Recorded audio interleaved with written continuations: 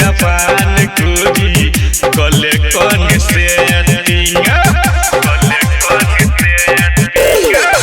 हौनी के कहने छलियो मिली है ओई जगह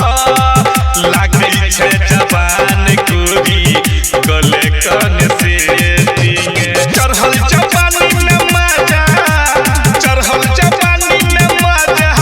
गोरी औ तो भरपूर के सुन जान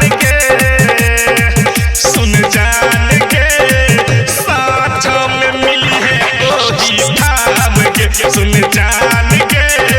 साथ में मिली है ओही धाम के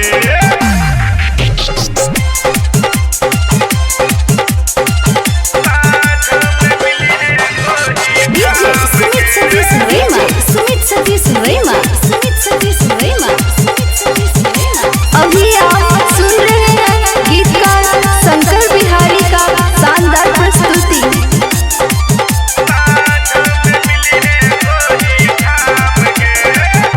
जिंदगी खराब के ले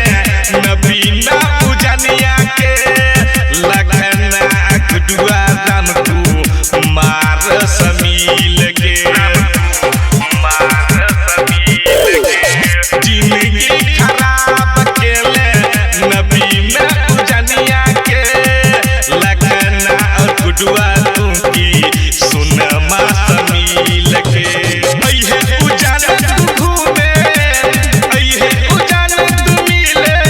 है के चोमिन खिए बहुजान में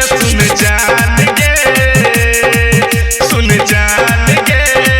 फेरो मिले अभी है हमरा काम के सुन जान